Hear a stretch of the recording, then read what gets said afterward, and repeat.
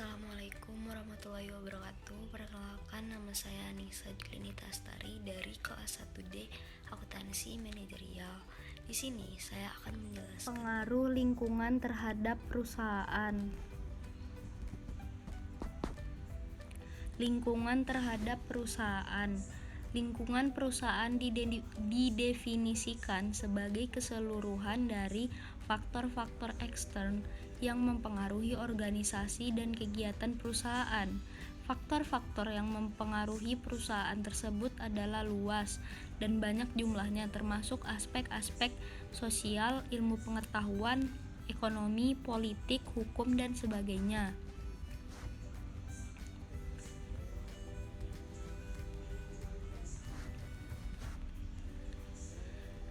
Kemudian faktor lingkungan umum yang mempengaruhi perusahaan. Yang pertama, politik.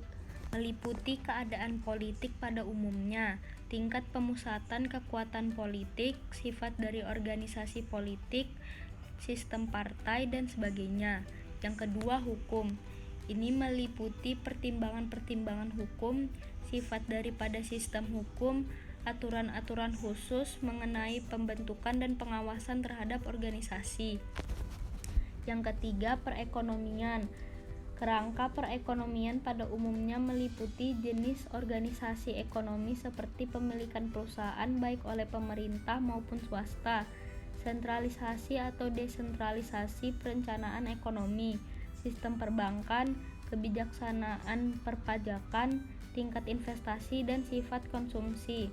Yang keempat, kebudayaan. Ini meliputi latar belakang sejarah dari suatu masyarakat, ideologinya, nilai dan norma-norma masyarakat, pandangan terhadap pola kepemimpinan dan hubungan internasional. Yang kelima, pendidikan. Ini meliputi tingkat buta huruf dari suatu masyarakat, tingkat spesialisasi dalam sistem pendidikannya, dan tingkat keahlian khusus dari masyarakat tersebut. Yang keenam, sosiologi. Meliputi golongan yang ada dalam masyarakat, sifat dan perkembangan dari lembaga-lembaga sosial, serta peranan sosial yang terdapat di dalamnya.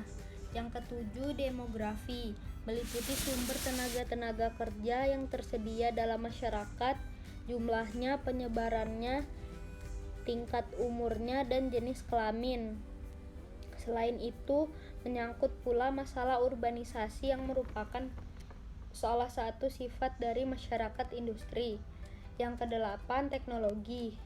Ini meliputi tingkat perkembangan ilmu pengetahuan dan teknologi dalam bidang manufaktur, peralatan, dan fasilitas-fasilitas yang lain. Di samping itu juga mencakup kemampuan masyarakat untuk mengembangkan dan menerapkannya. Yang kesembilan, meliputi sifat. Yang kesembilan, sumber alam. Meliputi sifat, banyaknya dan tersedianya sumber-sumber alam, termasuk pula iklim dan sebagainya.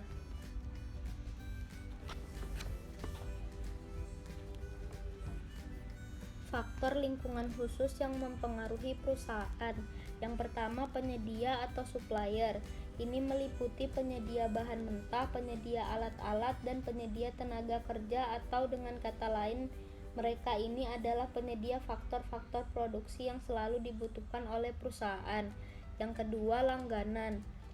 Pengertian langganan ini tidak hanya konsumen saja, tetapi juga semua pembeli, baik yang membeli untuk dijual lagi maupun membeli untuk digunakan bagi keperluan sendiri. Termasuk kelompok langganan ini adalah pedagang perantara atau pedagang besar dan pengecer. Yang ketiga, pesaing. Ini meliputi perusahaan sejenis atau perusahaan yang menghasilkan barang semacam, perusahaan yang membuat barang-barang pengganti atau barang substitusi, dan perusahaan-perusahaan lain yang sama-sama menghendaki uang pembeli. Yang keempat, teknologi. Ini meliputi perkembangan atau kemajuan dalam proses produksi serta hasil-hasil yang dapat dicapai melalui proses produksi tersebut. Yang kelima, sosiopolitik. Ini meliputi peraturan pemerintah tentang pengawasan terhadap industri, sikap masyarakat terhadap industri dan hasil produksinya, serta hubungan dengan perkumpulan-perkumpulan dagang seperti Kadin atau Kamar Dagang dan Industri.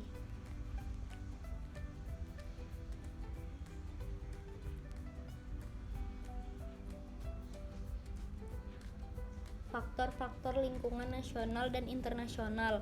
Hubungan antara perusahaan dan pemerintah telah berkembang dari usaha-usaha untuk menggali dan menggunakan sumber-sumber ekonomi yang ditujukan untuk menciptakan kondisi perekonomian yang sehat. Hubungan ini menimbulkan berbagai macam kelompok kegiatan usaha dan akan berpengaruh terhadap perubahan sumber-sumber yang harus digunakan.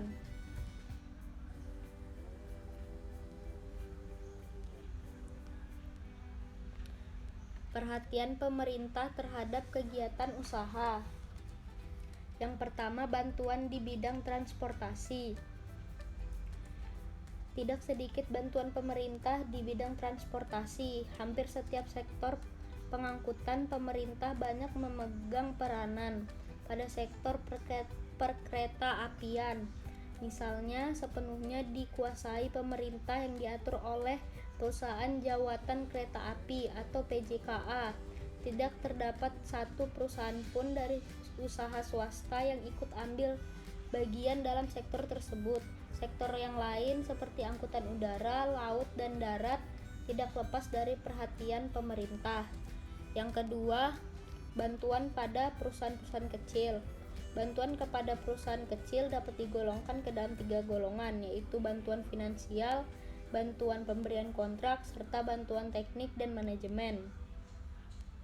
Bantuan finansial telah banyak diberikan kepada pengusaha kecil, lebih dikenal dengan sebutan pengusaha golongan ekonomi lemah, terutama pengusaha pribumi melalui lembaga-lembaga keuangan yang ada di bank.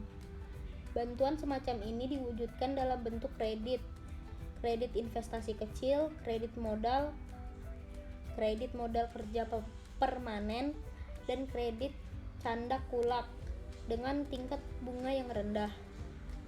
Bantuan pemberian kontrak baik berupa jasa maupun pembelian hasil produksi secara langsung dapat mendorong kegiatan pemasarannya.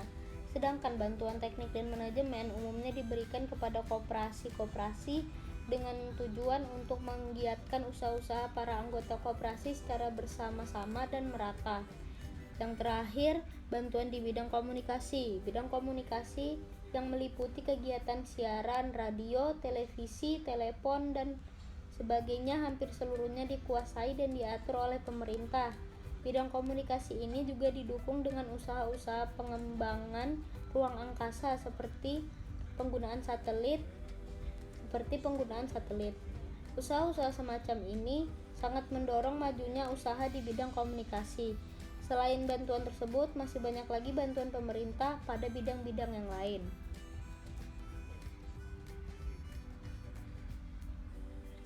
Semoga bermanfaat. Kurang lebihnya mohon maaf.